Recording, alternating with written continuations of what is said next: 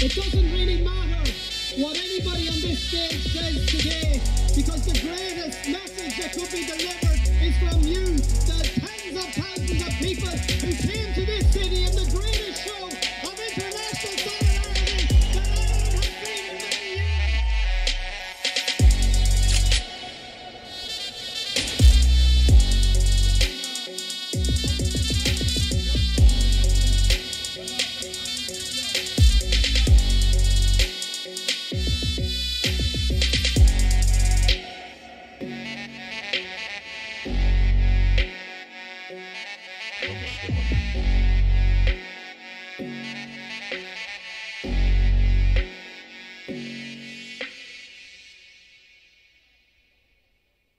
Good morning.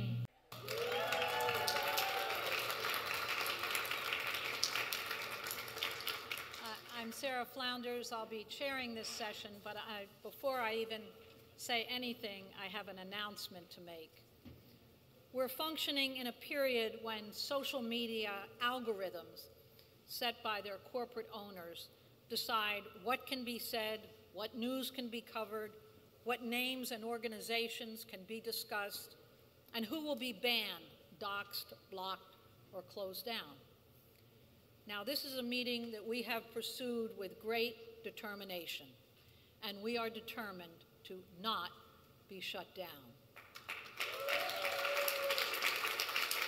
We have messages sent to us by resistance organizations in Palestine, in Lebanon, and in Yemen, and we are proud to share these messages and the global messages of solidarity with the heroic Palestinian struggle.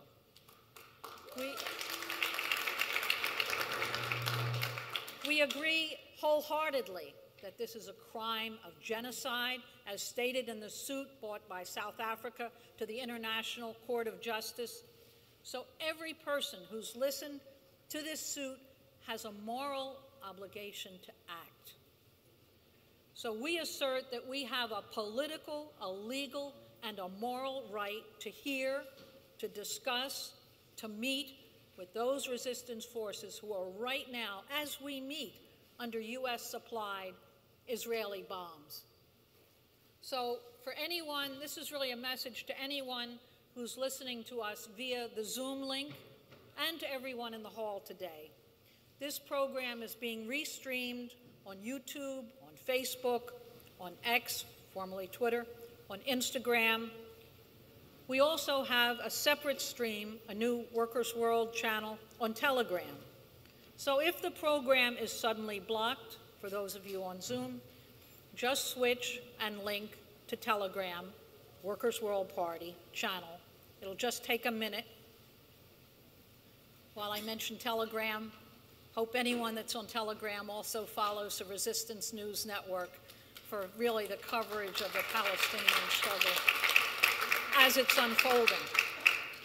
And After today's program will be available on several online platforms. But it's important as people meet today that always there is a way of being heard and not being blocked. That's a real political contribution. We are standing complete solidarity in our defense of the Palestinian resistance and the right to resist. So, that being said, let me just get to my opening comments of welcome to this International Assembly Against Imperialism and in solidarity with the Palestinian resistance. We seek in today's program to revive the lessons of Lenin on the centrality of welding together the workers' struggle and the struggle of the colonized people of the global South, and still colonized by imperialism today. And we begin with a recognition that we're meeting on the homeland of the Lenape Nation, who were violently displaced as a result of U.S. settler colonialism. We're meeting at a dangerous moment. U.S. threats and bombs are expanding. This war is not ending. It instead reaches the whole region. U.S. imperialism is determined to continue its looting. Solidarity with Palestinian resistance is now a global upsurge, an exploding movement, a challenge to corporate power, and no attempt to block it has succeeded. Isn't that incredible? This is a dying capitalist system, and this resistance means life itself is possible. It's resistance that always changes the equation of power.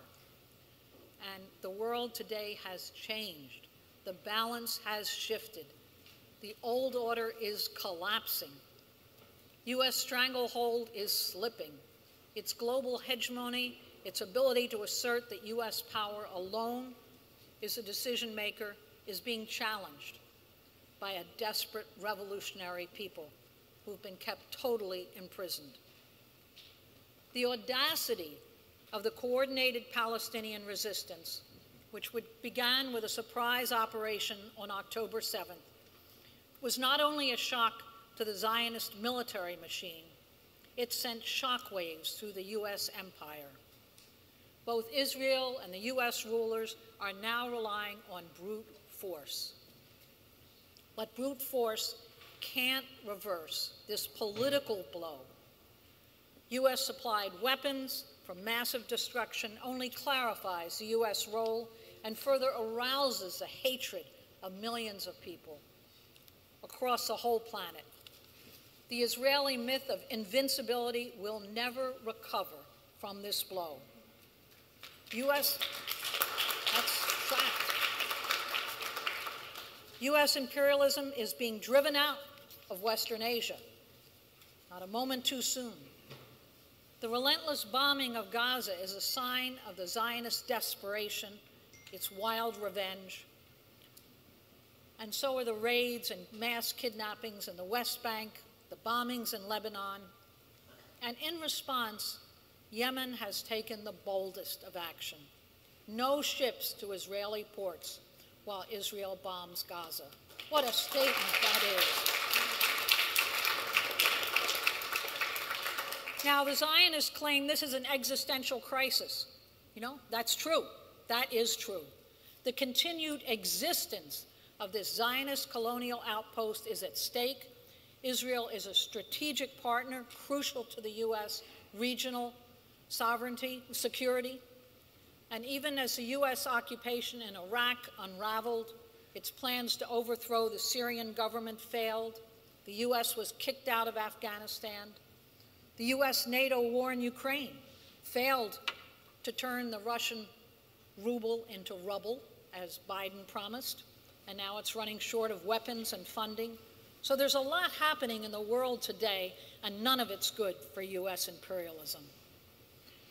Decades of U.S. sanctions on countries around the world, 40 countries, a third of the population of the world is under devastating U.S. sanctions, a third of the world.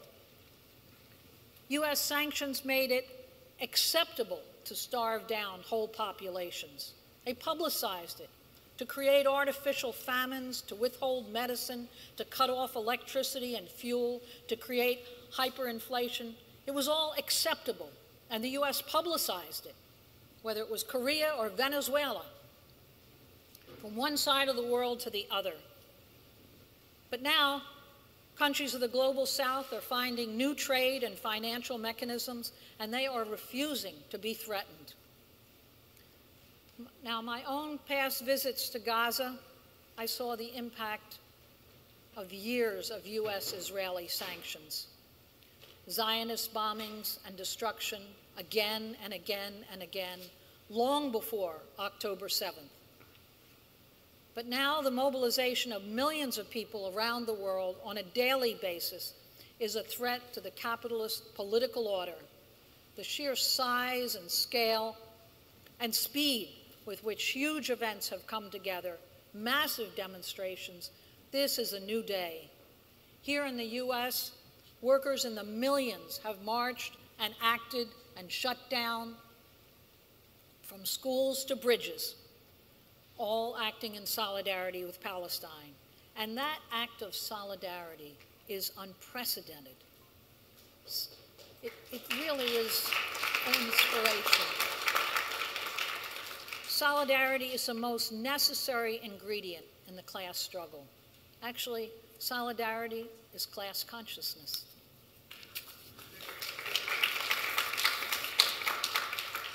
The US ruling class rules by division, racism, elitism, divide and conquer on a world scale. And there are many, many struggles and issues and forms of oppression that are deliberately calculated to divide the working class nationally and internationally. The union movement here hasn't challenged this for decades. The two imperialist parties, the Democrats and Republicans, are united on imperialist war, and they're always the strongest supporters of Zionism because it's intended to divide the working class, Western Asia. But the Palestinian resistance has united the oppressed and working people globally. Lenin, as a revolutionary leader of the first worker state, pulled the working class movement that had been so centered in the West, in Europe, in the US, to shift gears, to recognize, to unite with, to defend the oppressed and colonized global South of Asia, Africa, and Latin America, who were challenging imperialist domination. That is his legacy. That's what we celebrate today. Workers and oppressed of the world unite, as you see right here on the front of this podium. Workers and oppressed of the world unite. It's become a unifying slogan. It still is today. And from the river to the sea, Palestine will be free.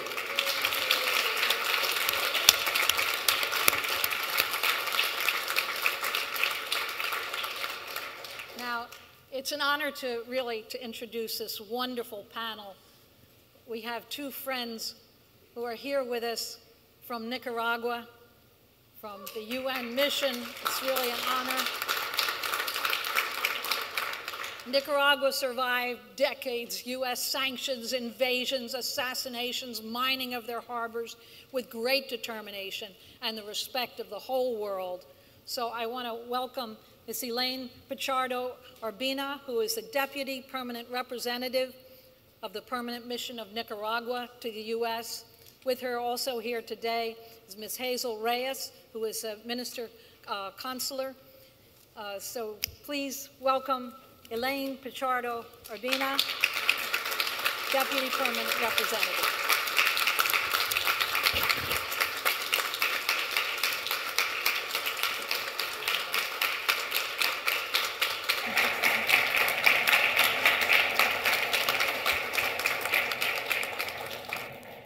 Thank you very much, Sara. Buenos días, good morning, esteemed compañeras and compañeros. Receive a cordial, solidary, and revolutionary greetings from our Comandante President Daniel Ortega Saavedra and Compañera Vice President Rosario Murillo of the Republic of Nicaragua. It is an honor to be here with all of you, and we appreciate the invitation to participate in this international assembly against imperialism in solidarity with the Palestinian resistance. Having our country as reference 200 years of anti-imperialism and the thoughts of the Latin America and Caribbean peoples for their freedom, independence, and sovereignty against European colonialism, US imperialism, and its Monroe Doctrine put in place since 1823. Since the rise of colonial imposition, our peoples have fought heroically against the occupation, raising the flags of national liberation, independence, national sovereignty, and self-determination, having achieved significant progress in the processes of decolonization. Nicaragua is no exception to the colonial and neo-colonial imposition. Brutally colonized by Spain and Great Britain, militarily intervened by the United States on multiple occasions under the neo-colonial Monroe Doctrine, each of them faced and defeated by our brave people. Imperialism, which was born of colonial policy and enriched itself through labor exploitation and usurpation of the world's raw materials, tries to maintain its domination through unipolar hegemonism, aggressions such as unilateral coercive measures or the so-called sanctions, and war, trying to destroy peace, security, and stability of peoples and nations. In spite of these continuous aggressions, this new era is giving birth to a multipolar thinking, a practice of solidarity, and a permanent sense of struggle of all our peoples against the old and new forms of colonial, neo-colonial, and imperialist imposition. Since 1823, with the so-called Monroe Doctrine, the United States has maintained its policy of interference and aggression, false morality, claiming to be the judge and prosecutor of the peoples of the world and world hegemonic power. Sandino in Nicaragua, in the midst of the struggle against US military aggressions in the 20s and 30s of the last century, elaborated the plan of the supreme dream of Bolivar. In his vision of struggle for the sovereignty and national dignity of Nicaragua, managing to defeat the US invaders. In the face of these realities, our progressive and revolutionary peoples continue to win, thus contributing to this struggle against imperialism, fascism, neocolonization, and for a new international order, just, equitable, respectful, and multipolar. United in solidarity, we are and we will be able to defeat the imperialist, fascist, and neocolonialist policies that try to continue dominating and imposing their selfish agendas on our Mother Earth. The brotherly Palestinian people, the inhabitants of Gaza, are the most recent example of hegemonic imperialist brutality. Our firm, militant solidarity with the Palestinian people and our condemnation of the genocide and occupation of world imperialism and the government of Israel. We demand an immediate ceasefire, an end to war crimes, the construction of peace, and the materialization of a free, independent, and sovereign state of Palestine. Nicaragua supports the courageous decision of the South African people and government to demand Israel in the International Court of Justice for the genocide committed against the brotherly people of Palestine in the Gaza Strip. Thank you.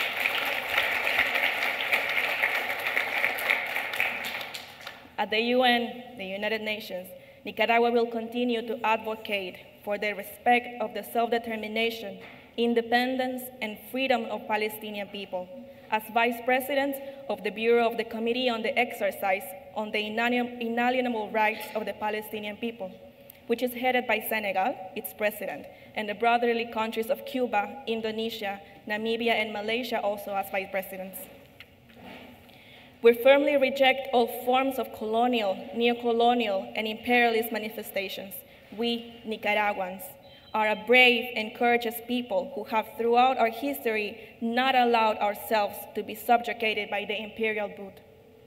We participate in this event inspired by our ancestors who confronted the colonial hordes with the spirit of Sandino, of Bolivar, of Martí, of Che, who offered their lives for national liberation, the struggle against US military intervention, and its current forms of imperialism. We also commemorate the internationalist and universal legacy of Lenin in the struggle of the national liberation of the peoples to free themselves from colonialism, imperialism, and most especially, in his theoretical and practical contributions in the organization of the proletarians in the inevitable and necessary class struggle of the oppressed against the oppressors in our Mother Earth. We reiterate our greetings and sincere gratitude to all of you for your solidarity with our peoples in struggle. We are convinced that together we will achieve the better world that we desire and that we are building. Muchas gracias.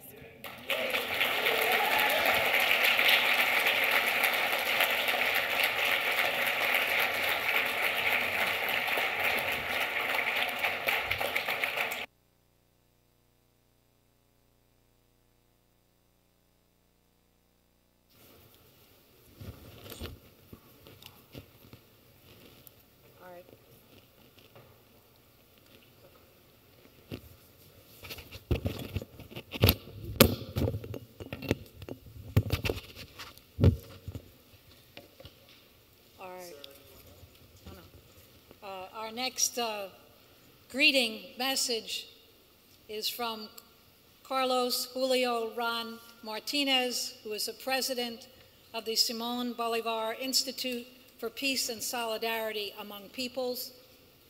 He is also the Deputy Foreign Minister for North America for Venezuela.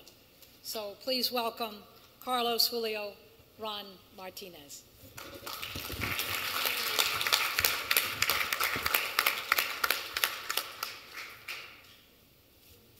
So dear friends from New York, my name is Carlos Ron. I am president of the Simón Bolivar Institute for Peace and Solidarity Among Peoples. I come to you from Caracas, Venezuela. Today I wish I was there with you to join your efforts and all our friends and movements that are there together in this international assembly against imperialism and in solidarity with Palestinian resistance. We want to send a special greeting to our friends from the Workers' World Party and from all our friends in New York, and especially those who are have taken the streets for so many weeks, have taken all different spaces throughout the city and throughout the country, calling for an immediate ceasefire and calling for respect of the lives of the Palestinian people and to the end of this genocide that's being provoked by Israel. For us, for the Bolivarian Revolution, for all of Venezuela, the Palestinian cause is a cause very dear to our hearts. We want to make sure that you know that we're with you. We have been with you all these weeks in this anguish at seeing the indifference of many people throughout the world and many authorities throughout the world that are not doing anything to stop Israel from committing this genocide. We raise our voices together with all of the people of Israel to demand an immediate ceasefire, to demand an end of the occupation of Palestinian territories, and to demand an end of the blockade against Gaza. We believe in the cause of the Palestinian people. We are sure that in the end, justice will prevail and the Palestinian people who are strong and courageous will finally triumph over this evil. Today, as we remember also the 100th anniversary of the passing of Vladimir Lenin, I think it's important more than ever to remind that it reminds us of the need for unity on the left, for the need of unity among all revolutionary causes throughout the world. We have a common idea, which is the emancipation of men and women, of humankind. We have a common goal, which is true justice, social justice, and peace. So we must unite against all causes that defend precisely justice and that advance the causes of humanity, like Comrade Lenin did in the Soviet Union. Let's learn from those experiences. Let's learn from all the advantages that we have when we get together in solidarity to fight for a common struggle, and let's help contribute to put an end to this genocide in Palestine. Thank you to all our friends in New York from the Bolivarian Revolution. We're there with you, and we stand with you in solidarity, especially with the people of Palestine.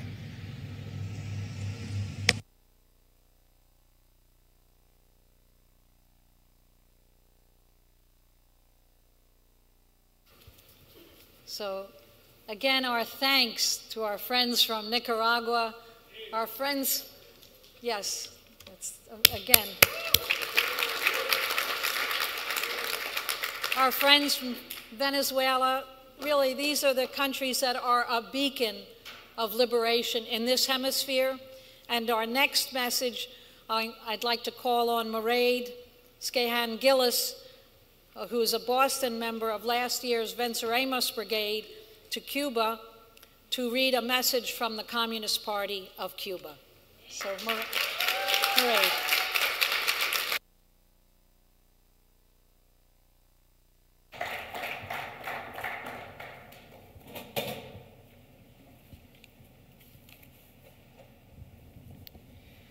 Dear participants, we extend our cordial greetings to the Workers' World Party and all the organizations attending this significant event, which pays tribute to Vladimir Lenin 100 years after his death, and which calls for solidarity as a principle for the construction of that better world for which we are fighting. To study the life, thought, doctrines, and example of the leader of the October Revolution is not only a tribute, but a privilege for the peoples. Like you, Cubans are not indifferent to Israel's genocide against the Palestinian people. Cuba condemns in the strongest terms the bombing of Gaza and demands an immediate ceasefire that reflects the right to life of its population, mainly its children. As expressed by the first Secretary of the Communist Party of Cuba and President of the Republic, Miguel Diaz-Canel, quote, "For Cubans, Palestine is a sister nation, an endearing one. The cause of its people has always been defended by the revolution. In days of so much horror, so much pain, and so much shame for humanity, we renew our firm commitment for a free Palestine. Comrades, we also value the demand you are making today, demanding the end of the cruel blockade and the removal of Cuba from the spurious list of countries sponsoring terrorism.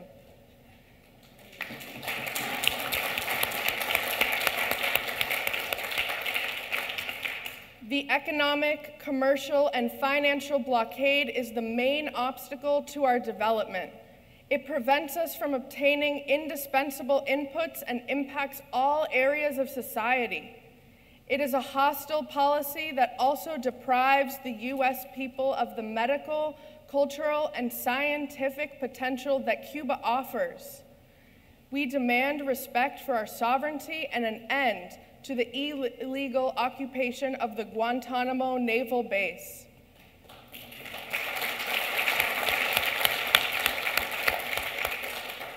It is essential to face the disinformation campaigns against the Cuban Revolution and the aggressions in the digital networks promoted by the circles of power in the U.S., with the aim of breaking the will of Cubans to remain free and independent.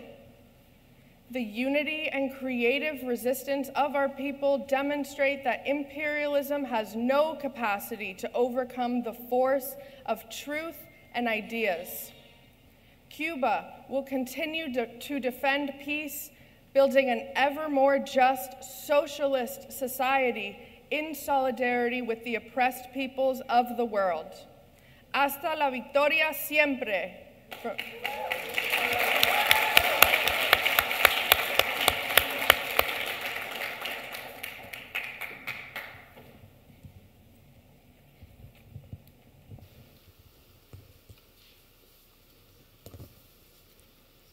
Thank you, Mairead, and thank you, Cuba, and everything that Cuba stands for. Our next speaker is Larry Holmes, the first Secretary of Workers' World Party. And I want to say that this whole project was initiated by Comrade Larry of really celebrating how to raise a 100-year anniversary, centennial, and link it to today, to Palestine, to resistance to imperialism. Larry wrote on it, helped fashion today, and asked and challenged us to relook at Lenin's whole orientation to the global South and the working class here. How to unite the workers' struggle to the emerging, always fiery, revolutionary, anti-colonial movement that is still today struggling for self-determination, for sovereignty. It's a challenge today. This issue, by the way, of Workers' World has the latest article by Larry on this topic, so we're going to ask him to summarize some of that in his talk today. So, Comrade Larry. You know?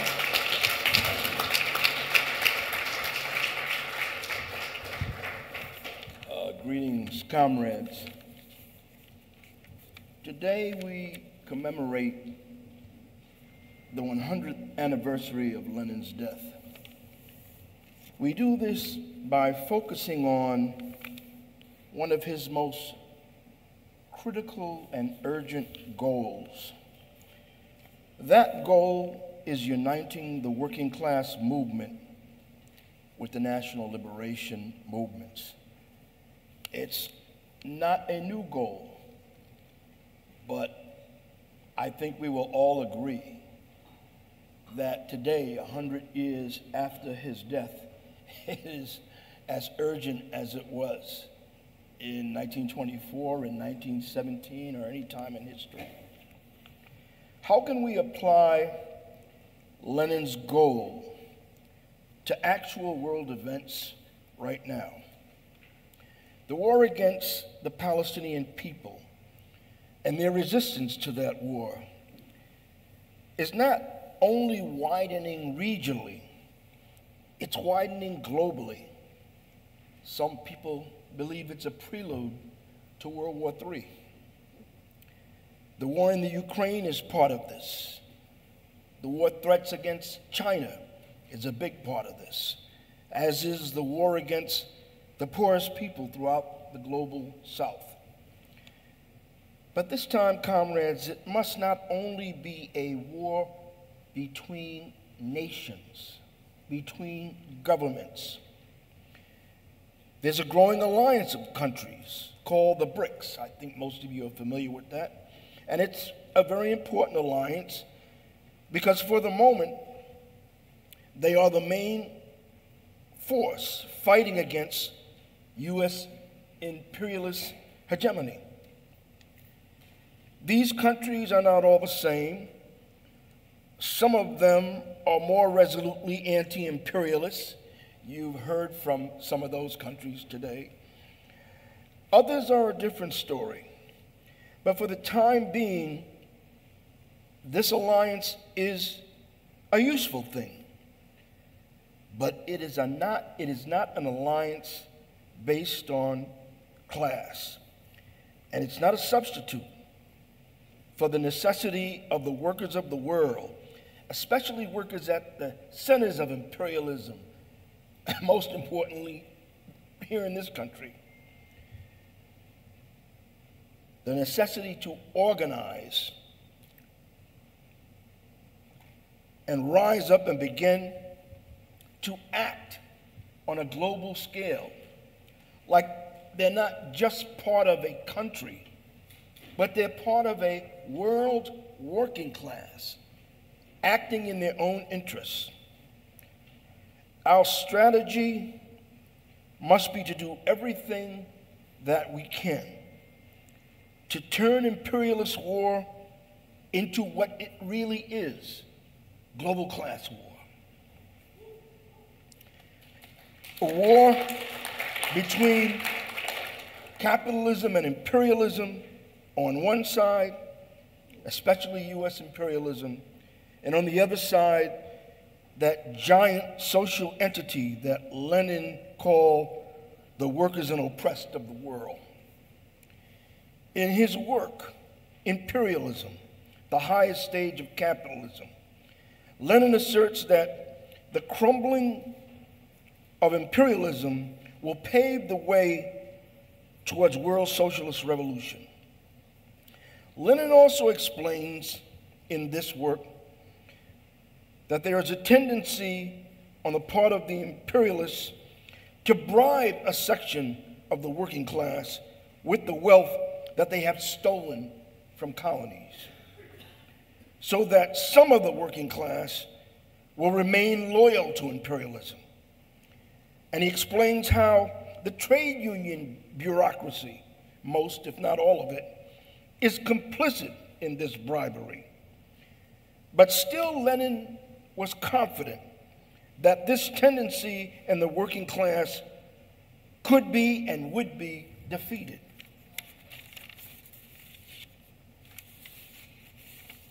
In order for it to be defeated, the working class would have to acquire the level of consciousness that supporting imperialism is not in their class interest. Since the early phase of imperialism and colonialism up until today, national liberation movements have at best had mixed faith in the capacity of the working class at the imperialist centers to support their liberation struggles. I don't think there's a liberation movement, regardless of whether its ideology is nationalist, religious, or Marxist, that hasn't asked themselves time and time again, are the workers in Europe and in the US for us or against us? Che Guevara and Ho Chi Minh were hopeful about this, and they appeal to the workers at the center of imperialism to not fight imperialist wars. This is not your war. We are not your enemy. Join us as comrades. Frantz Fanon was not so optimistic, but he held out hope. Amilcar Cabral, the leader of the liberation movements in Cape Verde and Guinea-Bissau, was more confident of this, and he constantly appealed to the Portuguese working class, especially the soldiers sent to crush the liberation movement. Join us, be with us, don't fight your government's war. Explaining that if you follow my advice, not only will you help us, but you will help yourself overthrow Portuguese fascism.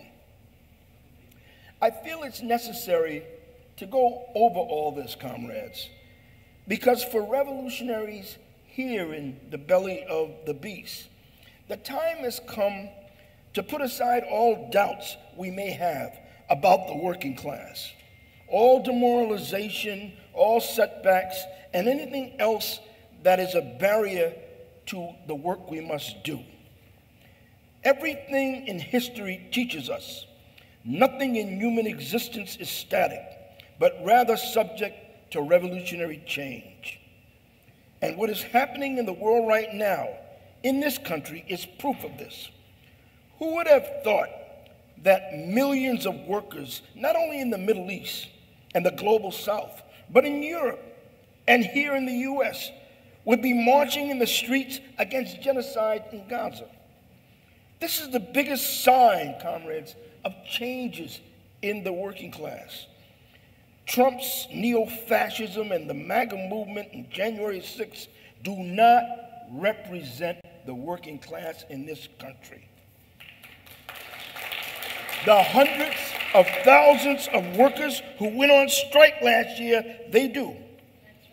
The young workers organizing Starbucks and Amazon and many other places, they do too. The young workers who hate capitalism and who refuse to be a pillar of imperialism and colonialism, they do too.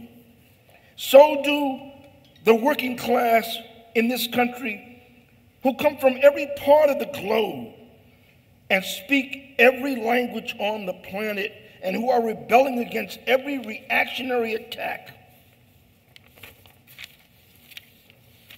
The working class is not yet a revolutionary force it needs to be, but it's moving in that direction, but it needs our assistance to get there. The main reason why fascism has raised its head is because the imperialists are afraid that conditions are leading to a working class rebellion. The louder the neo-fascists scream, the more panicked they are about their future. And neither Trump nor Biden or their parties are going to put an end to genocide, to imperialist war, or fascism. Trump is a scary monster, but Biden is facilitating the biggest genocide in history, one of the biggest genocides in history. Only the working class can put an end to all of this by asserting itself as a class with its own class interests. The most important thing for the working class that could come out of 2024 is the development of a more radical, more anti-imperialist working class, and I believe this goal is possible. Is the time right for something like an international workers' front? Are forces willing to unite around something like that, whatever we call it, that is openly anti-imperialist, anti-capitalist, anti-fascist, and dedicated to mobilizing workers on that basis? Wouldn't that be something? I'm not countering this, by the way, to the development of a genuine mass workers' party.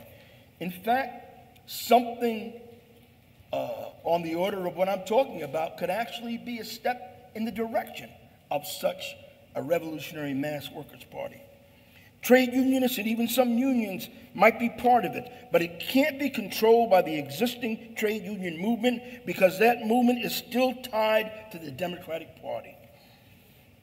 If you're trying to imagine what I'm thinking, and I'm wrapping up, sorry, I'll give you an example. 20 years ago, 2004, in another presidential election year, some radical black trade unionists organized a million worker march. Remember that? On Washington, D.C., October 2004. Their motivation was that the candidates of the capitalist parties cannot speak for the working class, so the working class must find a way to speak for itself. The labor movement bureaucracy and the Democratic Party almost had a heart attack and did everything they could to stop or isolate this march. Still, thousands of workers came to Washington, and one could argue that the basis for such a march, not a repeat, but for something like this, a serious workers' mobilization, is even stronger today than it was 20 years ago. 20 years ago, that march was pretty anti-imperialist. It was the time of the Iraq War and the war in Afghanistan.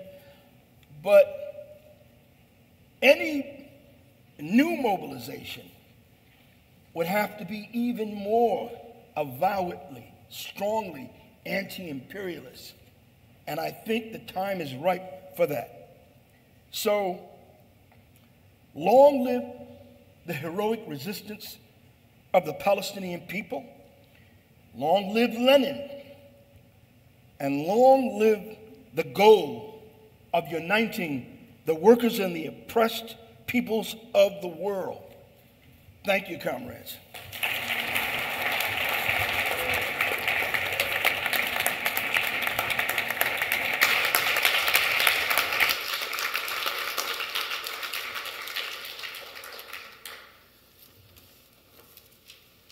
Thank you. Thank you, Larry Holmes. Our next speaker is Nina Macapinlac, who is the Secretary General of BAYAN USA. This is a grassroots alliance for genuine democracy and sovereignty in the Philippines. And really, I want to congratulate BAYAN's work with migrant workers in the U.S. and workers in the Philippines. That is so much a part of their organizing. So, Nina.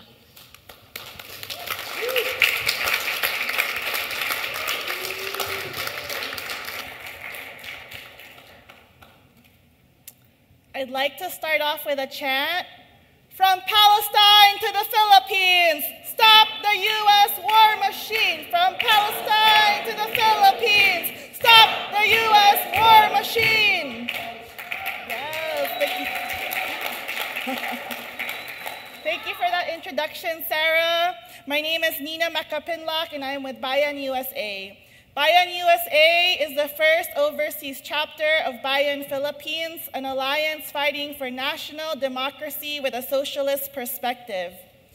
BAYAN's membership cuts across classes and sectors of the toiling masses in Philippine society: peasants, workers, youth, students, migrants, women, professionals, church people, and so on. We are honored to be giving this message of solidarity and resistance at this International Assembly Against Imperialism.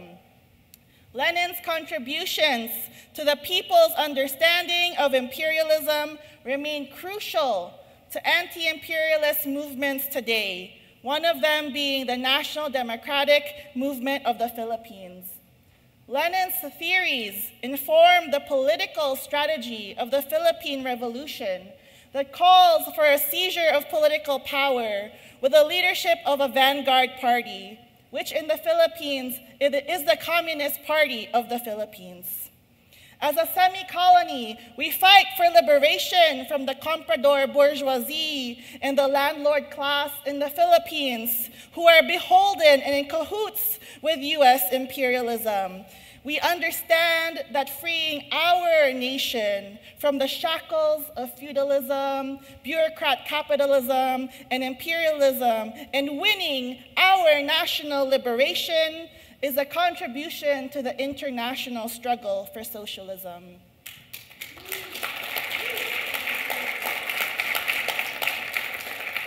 The inclusion of a large Filipino diaspora in the Philippine Revolution strategy was made possible by the theoretical clarity that Lenin provided.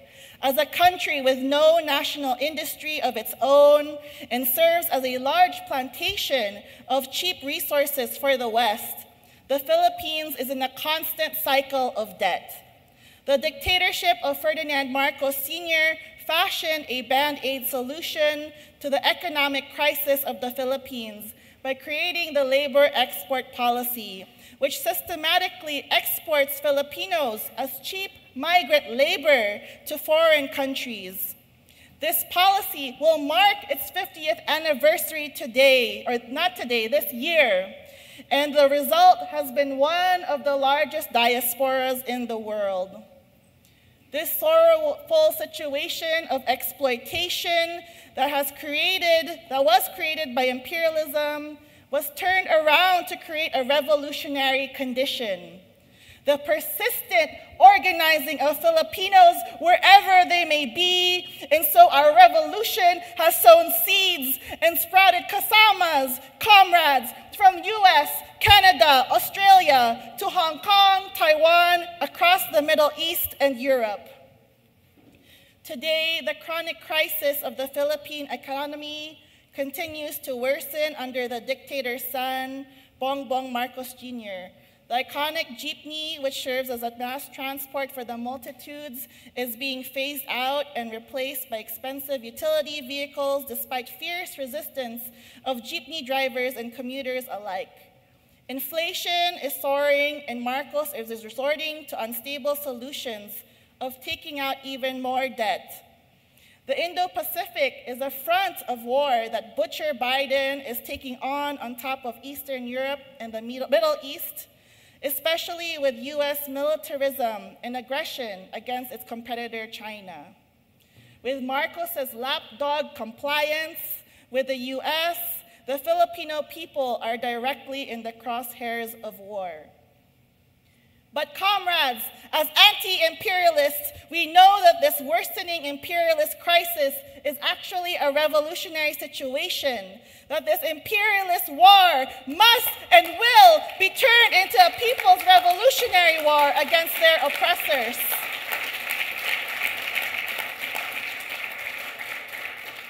So as Filipinos, we are here hand in hand with our working class and oppressed siblings from Palestine, Puerto Rico, Yemen, and across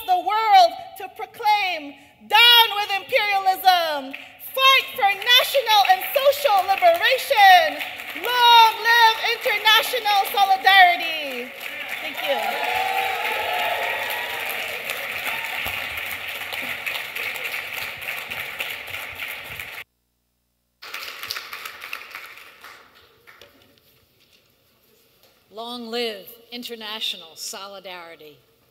Thank you, Nina. We next have a message that will be read by Daphne Pugliese from the Marxist Youth League in Buffalo, and it is a message from Fallou, Gueye of Senegal, the Rallye of African Workers. So, Daphne.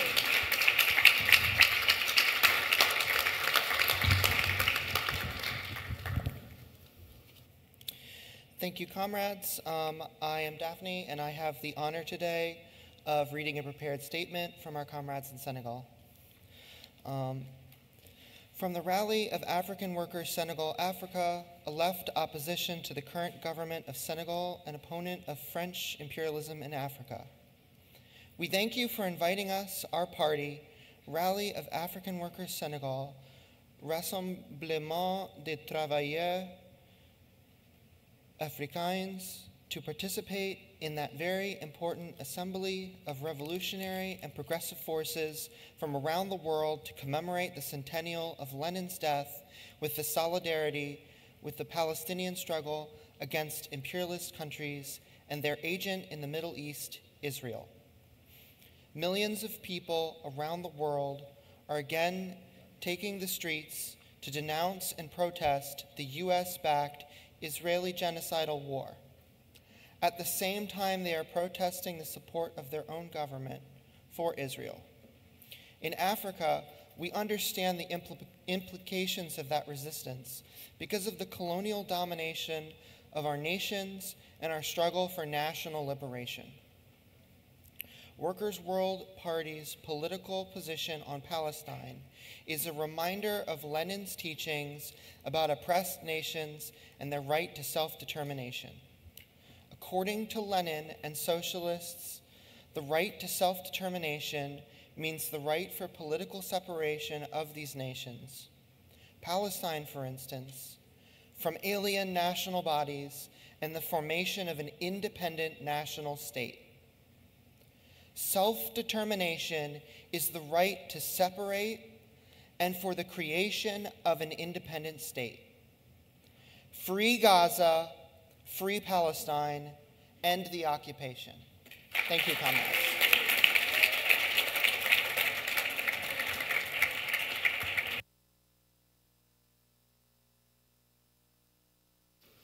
Thank you, Daphne, and our thanks to the Rallye of African Workers in Senegal. Next up is Arjae Red, who is a Starbucks Workers United organizer in Buffalo, an anti-imperialist fighter and organizer. I want to say I traveled to China with Arjae, and so there's a wonderful history of organizing in Buffalo. Thank you, comrades. Thank you, friends, for everybody for joining us today. I wanted to talk today about what Leninism means to me. There's many things that Leninism is, but if I had to summarize the essence of Leninism, I would say that it is revolution. Karl Marx said that the philosophers have only interpreted the world in various ways. The point, however, is to change it. This is the attitude embodied by Lenin, and this is what each and every one of us must exemplify. Leninism is not just a tool that we use to analyze the world that we live in and the class forces at play. It is a doctrine of action. This commitment to our immersion in the struggle and taking on the vicious capitalist imperialist system head first is what sets communists apart. We are not just critics and theorists. We are organizers, we are fighters, and we are partisans for the global working class.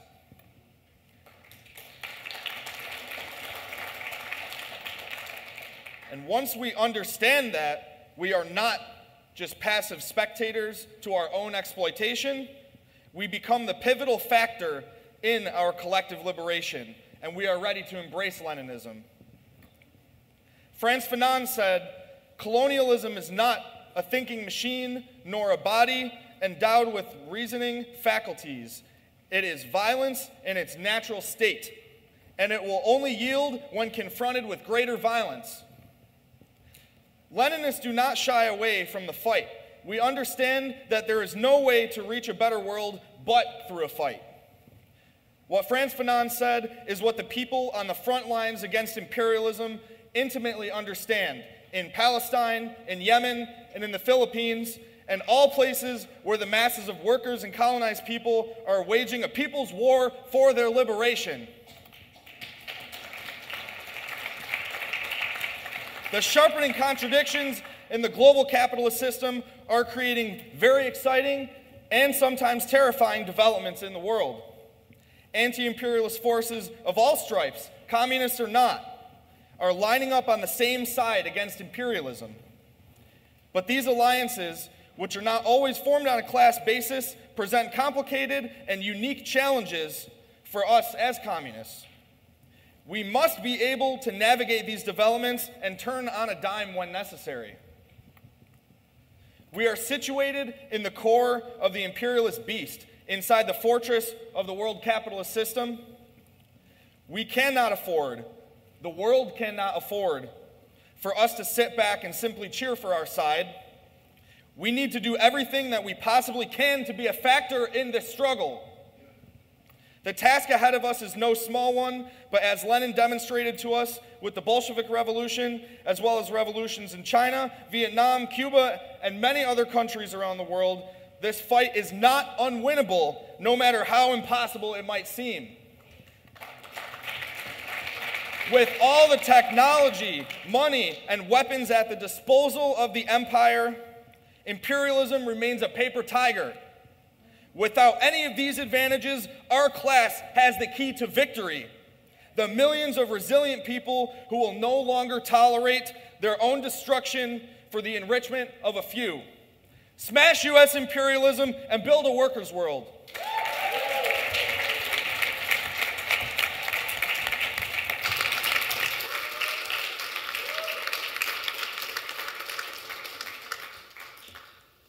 Thank you, Arjae. Well, next up we have a message from Joe Lombardo, who is the national coordinator of UNAC, the United National Anti-War Coalition, who really has helped keep on track this national coalition to oppose all U.S. imperialist wars, regardless of the level of propaganda that is hitting us. So, Joe Lombardo next. Dear comrades, I send greetings to the International Assembly Against Imperialism in solidarity with the Palestinian resistance. It is important that this assembly is happening on the 100th anniversary of the death of Lenin. As socialists, we have learned about imperialism from Lenin, who characterized it as the highest stage of capitalism. Capitalism has a need to expand, and during its imperialist stage, it is the cause of war. This understanding has always informed my work as an anti-war activist and organizer, and is part and parcel of UNAC's understanding. In UNAC, we understand that the main imperialist power in the world by far is the United States. It has 20 times the number of foreign military bases as all other countries in the world combined, and a military budget close to that of the rest of the world. We, in the belly of the beast, have a special obligation to end it. Lenin was in a unique position to see and understand imperialism because Russia, as he said, was the prison house of nations, referring to Russian imperialism under the Tsar. But it itself was dominated by foreign capital, especially from England, France, and Germany. His understanding of imperialism was closely tied to his understanding of the national question. The dynamic for socialist revolution is not only motivated by class struggle, but especially in colonial countries, it is supercharged by the struggle against national oppression, racism, and white supremacy of the colonial powers. This is why we have seen socialist revolutions and the strongest communist parties in the colonial countries. Today we see U.S. imperialism and its allies being militarily defeated in Ukraine. We see their economic structures being challenged around the world. People throughout the world have seen this and understand that the U.S. can be defeated and is not invincible. This has increased their willingness to resist their oppression. Today, U.S. imperialism and its Zionist client are being exposed for the whole world to see. People are seeing the genocide in Gaza on their TV screens and on social media feeds. U.S. imperialism and Zionism are being exposed as the horrors that they are, and people have poured into the streets in their millions. This has been a tremendous consciousness-raising experience for everyone, and the U.S. is more and more isolated in the world than it has ever been before. In this atmosphere, we have the ability to build a peace movement and a revolutionary socialist movement to the extent that we have not seen in decades. Our challenge is to do just that. In peace and solidarity, Joe Lombardo, UNAC Coordinator.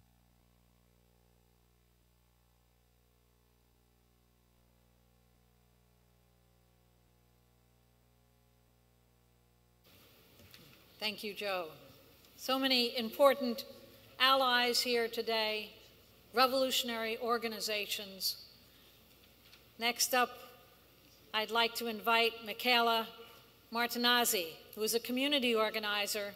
She's on the Central Committee of the Freedom Road Socialist Organization, a Marxist-Leninist organization working toward revolution and a socialist future.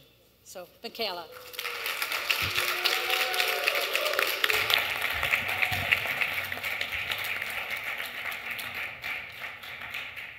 Comrades and friends, on behalf of the Freedom Road Socialist Organization, let's start by thanking the organizers of this important event, Workers' World Party, for bringing us together at a truly critical juncture in world history.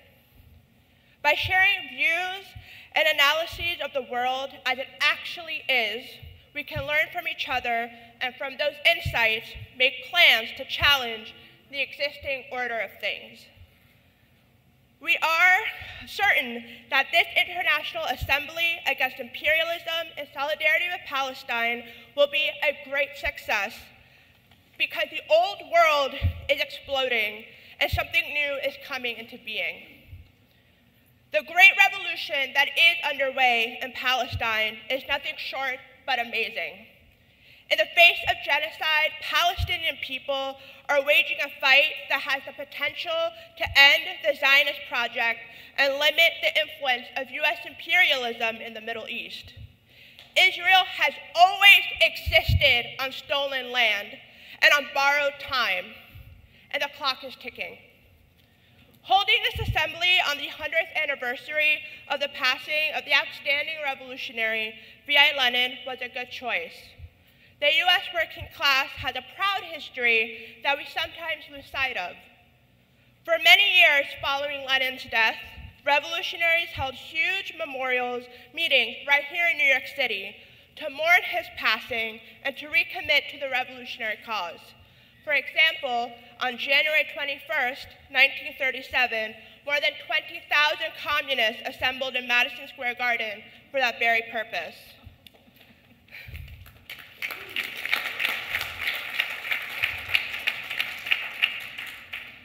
So, Lenin, above all else, was a revolutionary who applied Marxism to the world around him and saw that competitive capitalism was giving way to monopoly capitalism.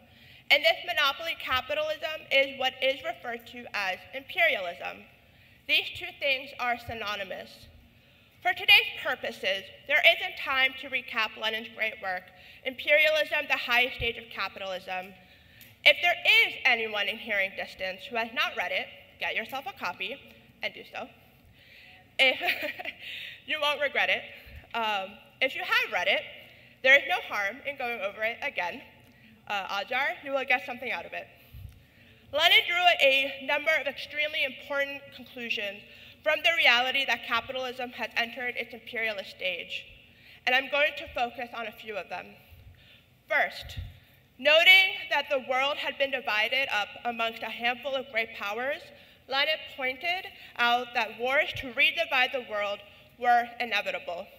He stressed that the only way to end imperialist wars was by ending imperialism and replacing it with socialism. Lenin also appreciated the vital role that the majority of humanity in the colonies and semi-colonies would exercise, and that the contradiction between imperialism and oppressed peoples of the world would occupy a vital place in the era of monopoly capitalism. In his important 1913 article, Backward Europe and Advanced Asia, Lenin contrasts the broad progressive national democratic movement in China with the monopoly capitalist rulers of Europe, of China, and he said, "Hundreds of millions of people are awakening to life, light, and freedom." And of Europe's rulers, Lenin stated, "Advanced Europe is commanded by a bourgeoisie which supports everything that is backward." Lenin knew that what all socialists and communists needed to realize as well, and quite honestly, it is pretty likely that everyone here today gets this. Any movement of the oppressed that weakens imperialism is a good thing. It deserves our support and solidarity. It is like the question posed in the old Labor song, "What side are you on?" Every setback for Wall Street is an advance for Main Street. Working and oppressed people in the US have a common cause of all oppressed by imperialism. Every ship turned around by Yemen helps those of us who are fighting to end exploitation here in the US. We have the same enemy.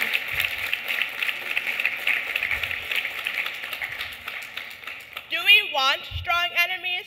No. We want weak and defeated ones. By the same token, every blow that we are able to inflict to the class enemy aids those suffering under imperialism's yoke. The decline of US imperialism is accelerating. The people of Palestine are showing the way. All of us need to learn from their will to sacrifice and determination to win. Lenin stressed that imperialism was capitalism that is moribund.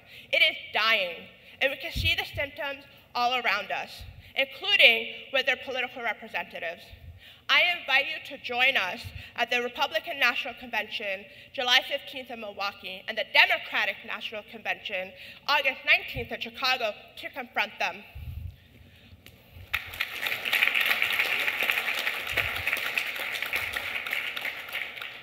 Marx talked about the vampire-like nature of capitalism, so we need to together build unity, that the many against the few.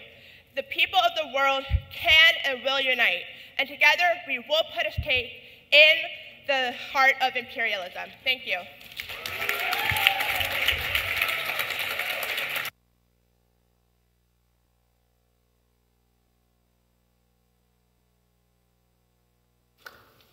Thank you, Michaela.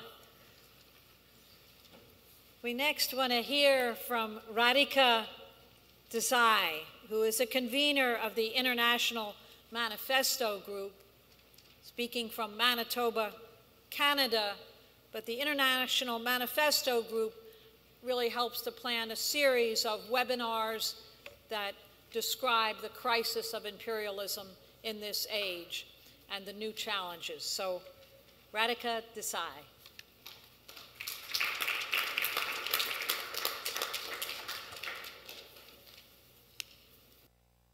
I have entitled my remarks, "What Would Lenin Say?" The heroic struggle of the Palestinian people against one of the most barbaric and genocidal forms that imperialism has ever taken underlines the truth of everything Lenin said about the centrality of imperialism to capitalism and of national liberation to the struggle for socialism. Only the celebration of Palestine's liberation could mark the centenary of Lenin's passing more fittingly. Lenin would have rejoiced in the manifest worldwide solidarity with Palestine, the solidarity of the majority of the people and peoples of the world, and the solidarity of the vast mass of the people of the country supporting Israel, people like all of you who are assembled here in New York. Operation Al-Aqsa Flood has turned the solidarity for Palestinian national self-determination into a world cause. What would Lenin have said? He would have said, now, let us make it the fulcrum of the world revolution. He would have said, Palestine's national self-determination is the precondition of socialism. Without it, no socialist just world is possible. He would have pointed out that capitalism and imperialism can only unite the world in oppression, binding the oppressed to their oppressors. He would have congratulated us for waking up from the delusions of globalization, which celebrated that oppressive unity, and realizing that, as he put it, the inevitable merging of nations, which is what, of course, socialist internationalism is all about, the inevitable merging of nations can be achieved only by passing through the transitional period of complete liberation of the oppressed nations. He would have further reminded us that national self-determination can rouse the masses to real action, right up to and including action for socialist revolution. That revolution, he said, may break out not only in consequence of a great strike, a street demonstration, a hunger riot, or a mutiny in the forces or a colonial rebellion, but also in consequence of any political crisis. And among these, he counted any crisis arising from the struggles for liberation of an oppressed nation. So recently liberated from apartheid, South Africa has moved the International Court of Justice against Israeli genocide. Whatever the outcome of that legal proceeding, we know that it is electrifying the world. Congratulating South Africa, Lenin would have reminded us that he and Marx had long ago pointed out that when it entered its monopoly phase more than a century ago, capitalism had already become ripe for socialism. Our failure to overthrow it has come at great cost, which today includes the cost of the world's first telefied and most barbaric genocide. That the genocide is already fraying the legitimacy of the capitalist and imperialist order. So with Lenin, let us prove ourselves worthy of the indomitable spirit of the Palestinian people by destroying the system of capitalist imperialism in which their oppression is rooted. Humanity cannot afford it anymore. It is time to stop. Lenin would have said today, if he were alive, from the river to the sea, Palestine must be free. And who knows what else Palestine will set free. Let us heed Lenin and let us heed Palestine. Thank you.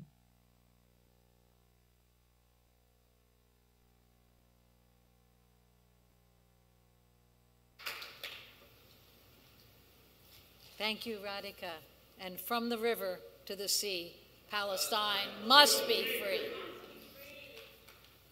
I want to invite Betsy Piet from Philadelphia, who will be reading a message from George Gastoud of the Pole for the Rebirth of Communism in France, the PRCF. Betsy?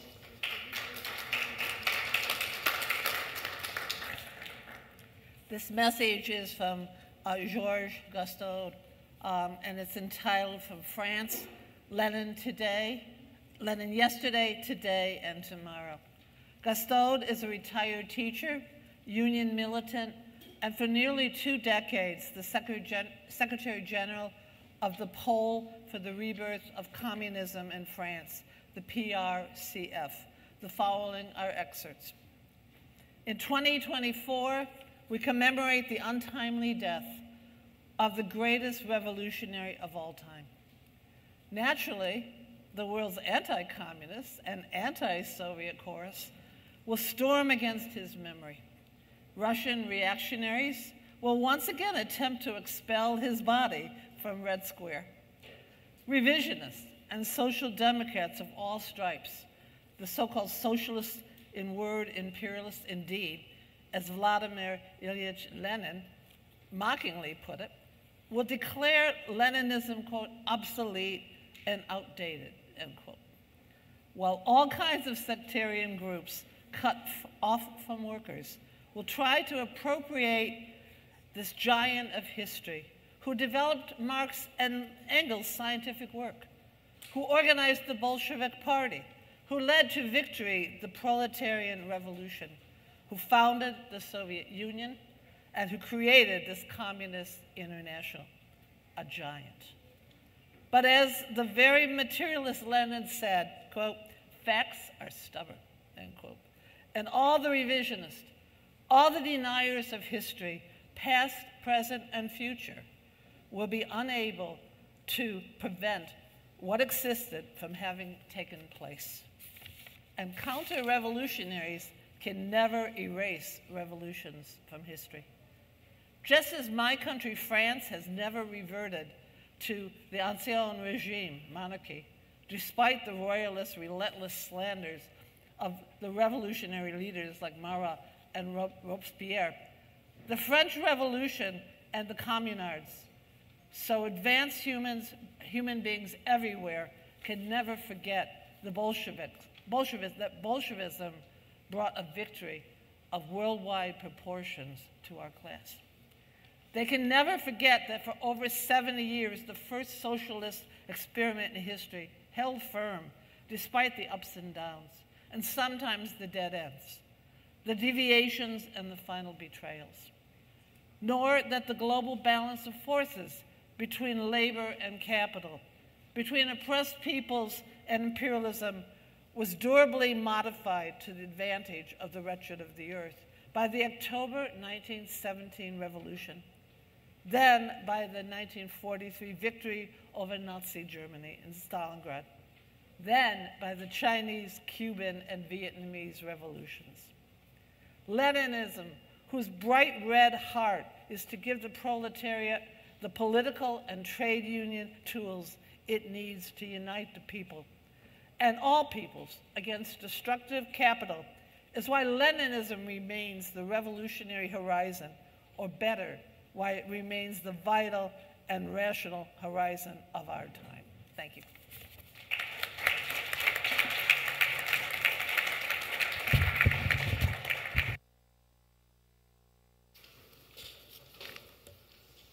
Thank you, Betsy. Well, our next speaker, Lorraine Liriano, is a spokesperson for Call to Action on Puerto Rico.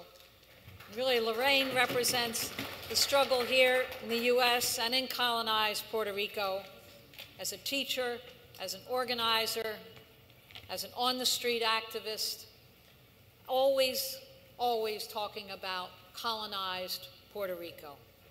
So we call for an end. We call for independence for Puerto Rico. And Lorraine, please, you're up.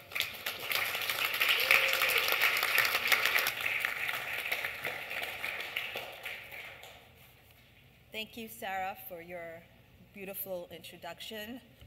I am from a Call to Action on Puerto Rico, an anti-imperialist, anti-capitalist, and pro-independence collective. I would like to thank Workers' World Party for this invitation to speak on this occasion. We recognize that we are at a historic crossroads, when it comes to the catastrophic effects that imperialism has brought to the world. During our history of 125 years of resistance, the Puerto Rican people recognize that the solidarity of our allies has contributed to the victory of the withdrawal of U.S. Navy in Vieques, the liberation of our political prisoners, the ouster of Gobernador Ricardo Rosselló Nevares. Today, we continue to confront the dictatorial fiscal board and its insatiable appetite to decimate workers' rights and collective bargaining agreements, demanding that the union UTIER, that represents the energy sector of workers of the Puerto Rican Electric and Power Authority, be dissolved, and that their pensions be modified to a 401k based on market rates. José Mita, the president of OTIER, responded, "This implies civil disobedience. And if we have to go to jail, so be it." This brings to mind the words of Dr. Pedro Abisu Campo. If tyranny is law, revolution is order.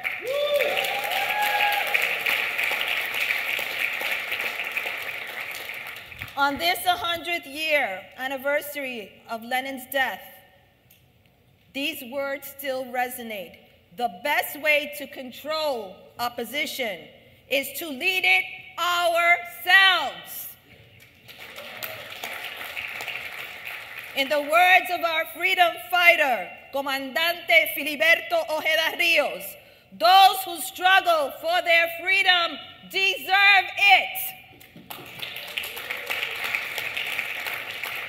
The Puerto Rican people are committed to the solidarity with the Palestinian people in their resistance for liberation.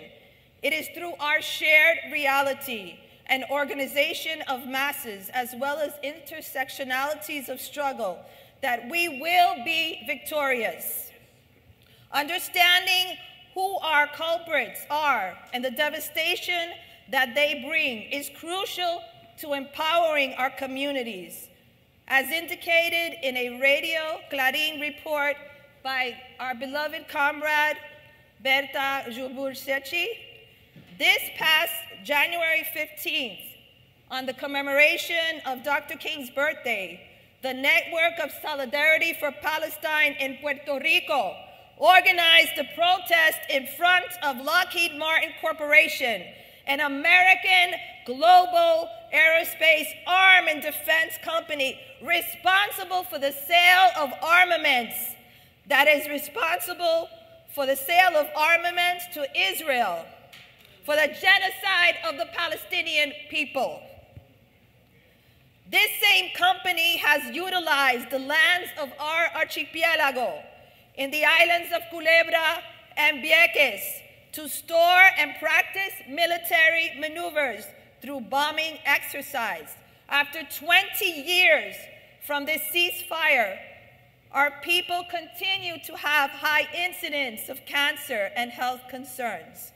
Nuestra lucha continúa en todas las trincheras, including armed struggle.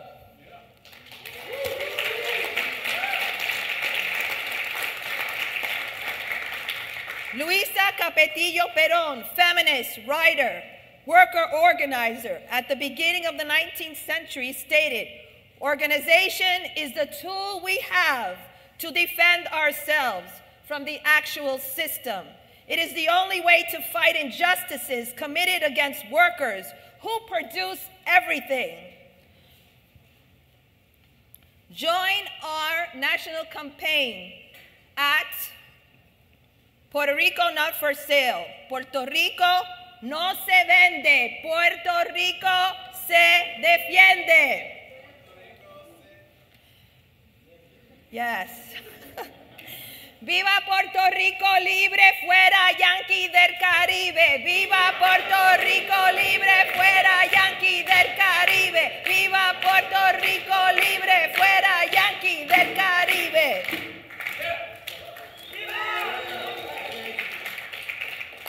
I just want to acknowledge also, Cuba sí, bloqueo no. Cuba sí, bloqueo no. Cuba sí, bloqueo no. Cuba sí, bloqueo no.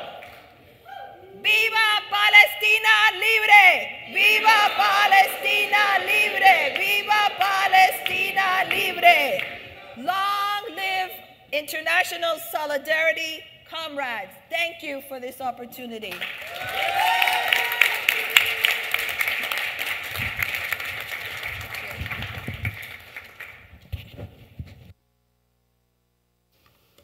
Thank you, Lorraine. I can't think of a New York action where leading those chants makes all the difference. The next piece here is sent to us by Lao Mao, who is a blogger on TikTok and a Marxist commentator. Now, he is a blogger on TikTok China version. It's not allowed in the US. There are 2 TikToks in the world today.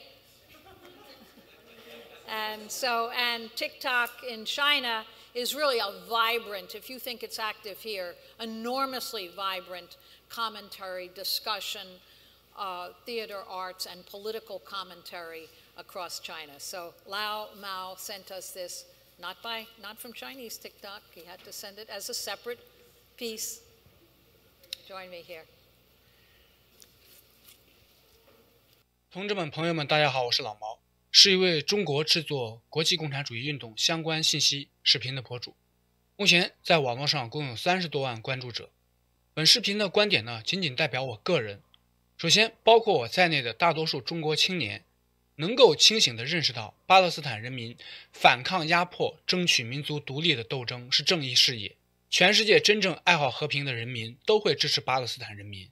在帝国主义的支持下，以色列长期以来对巴勒斯坦人民的欺压是当前这个世界最不公平的暴行，理应受到谴责。更可恶的是，西方操纵了舆论，颠倒黑白。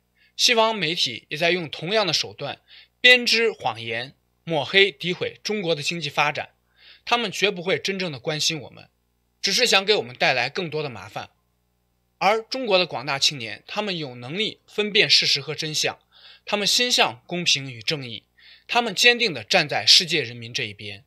我并不是从今年才开始关注巴以冲突的，几年来我个人制作了数个视频，揭露了以色列对巴勒斯坦妇女和儿童平民的暴行。全世界左翼有着各种各样的分歧，但是在支持巴勒斯坦人民的立场上高度统一，这就是民心所向。我个人建议运用我国的人民领袖和伟大的国际主义者毛泽东主席提出的3个世界理论。第三世界国家应当更加紧密地团结起来，反抗帝国主义，才能真正有效地解决巴以冲突。最后，我个人真心祝愿巴勒斯坦人民能够早日争取民族的独立。谢谢大家。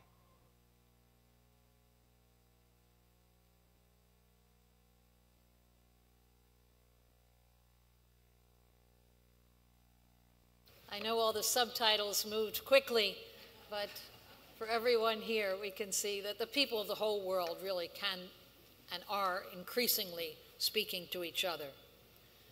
Which brings us to the next message, which will be read by Seth from Marcia Campos, who is the Deputy National Secretary for Women of the Communist Party of Brazil, and she is the president of the FDIM, the International Women's Democratic Federation.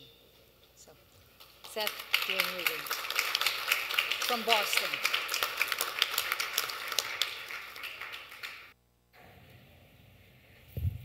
Hello? Oh, it's on. A mask? Okay. You're welcome.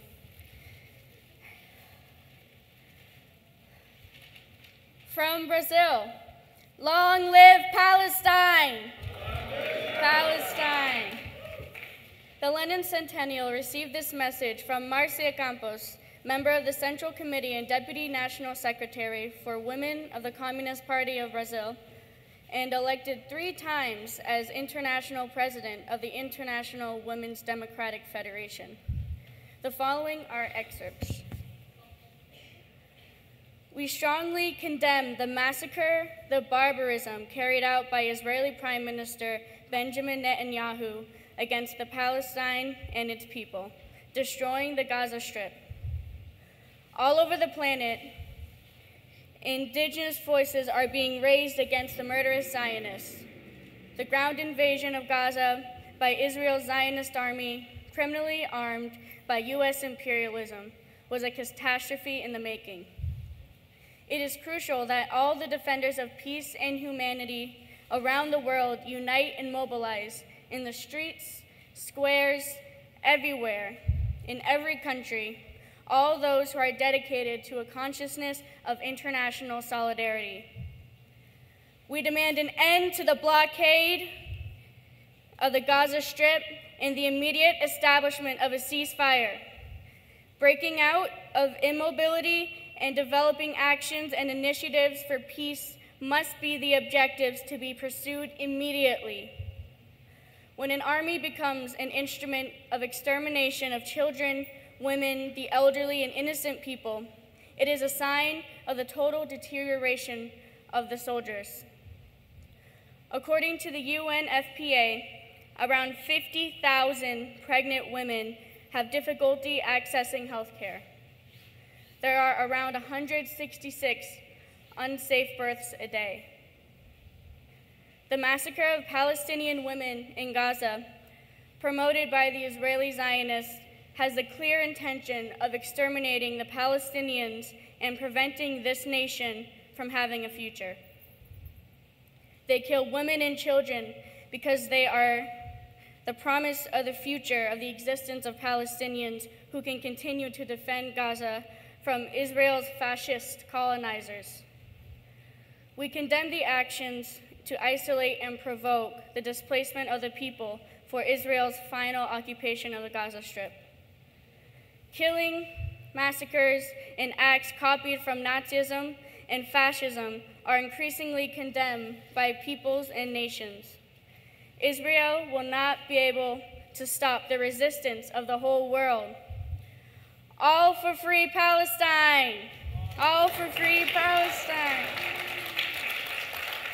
Zionist murderers out of Palestine and Gaza. Long live Palestine! Long live Palestine! Long live Palestine! Thank you.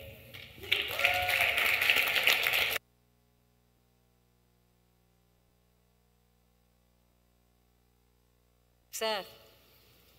Well, this panel is drawing to a close. We really have a spectacular finish, which is a message from the political prisoner, revolutionary leader, Mumia Abu-Jamal. My friends, I should say, wait. My brothers, my sisters, colleagues, what we are witnessing today is not a state waging a war against a so-called terrorist organization. What we are seeing is a state waging a war against a segment of its occupied, colonized population. Let's say it for what it is. This is a war against Gaza. It is a war of the colonizer, the settler colonizer, against the occupied and the oppressed. It is that real. And yes, it is time for us to use the G word. And what is that word? Genocide.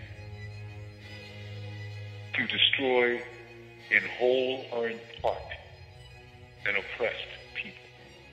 When you see thousands of children dying right before your eyes, when you see this destruction of the total housing stock of this small ghetto, when you see women, children, old men being killed by high caliber bombs, 2,000-pound bombs, when you see more bombing in 3 weeks than was seen during the Vietnam War, when you see that, call it by its name. And it is this that must be protested. Let us not forget a fundamental fact, that occupation, the occupation itself, is a violation of international law and a war against the dignity and the self-respect of a people. It is an act of an oppressive state power against a weaker power. That's what it's about. It is time for us to call these wars, these imperial wars, these settler colonial wars, what they are, and demand an end. That must be our task. That must be our work. That must be our aim. Nothing less is acceptable. With love, not fear. This is Mumia Abu-Jamal.